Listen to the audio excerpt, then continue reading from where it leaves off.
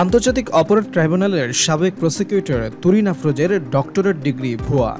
তিনি পিএইচডি সম্পন্ন করেননি। সিডনির university of New South Wales থেকে এ তথ্য জানানো হয়েছে।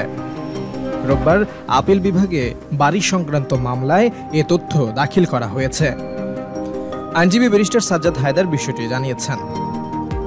গত ১৩ মার্চ আপিল বিভাগের বাড়ি সংক্রান্ত মামলার শুনানিতে অতিরিক্ত অ্যাটর্নি জেনারেল ব্যারিস্টার অনিক আর হক বলেছেন, ব্যারিস্টার তুরিন আফরোজ আন্তর্জাতিক অপরাধ ট্রাইব্যুনালের প্রসিকিউটর থাকা অবস্থায় ক্ষমতার সব রকম অপব্যবহার করেছেন। তখন সে ছিল পরাক্রমশালী। এক মুহূর্তের মধ্যে তার মাকে বাড়ি থেকে বের করে দিয়েছেন।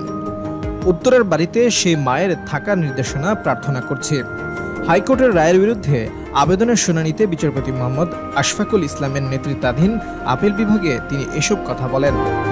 গত ২০ ফেব্রুয়ারি রাজধানীর উত্তরায় ৫তলা বাড়িতে আন্তর্জাতিক অপরাধ ট্রাইব্যুনালের সাবেক প্রসিকিউটর তুরিন আফরোজের মা শামসুন নাহার বেগম এবং তুরিন আফরোজের ভাই শিশির আহমেদ শাহনেওয়াজ আহমেদের বসবাস করা নিয়ে বিচারিক আদালতের স্থিতাবস্থার আদেশ বাতিল করে দেন হাইকোর্ট।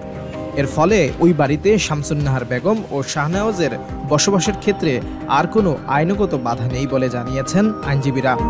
এ বিষয়ে জারি করা রুল যথাযথ ঘোষণা করে বিচারপতি মোহাম্মদ সেলিমের একক হাইকোর্ট বেঞ্চ এ রায় দেন। আদালতে আবেদনের পক্ষে ছিলেন জ্যেষ্ঠ আইনজীবী জয়নুল আবেদিন, আইনজীবী বিএম ইলিয়াস কোচি, ব্যারিস্টার মঞ্জুর রাব্বি, ব্যারিস্টার আতিকুল হক। তুরিন আফরোজের পক্ষে ছিলেন আইনজীবী মোহাম্মদ সাইফুল করিম।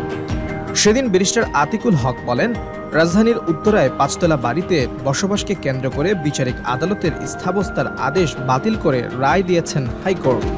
ফলে ওই বাড়িতে তুরিন আফরোজের মা শামসুন নাহার বেগম ও শাহনেওয়াজের বসবাসের ক্ষেত্রে আর কোনো আইনগত বাধা নেই।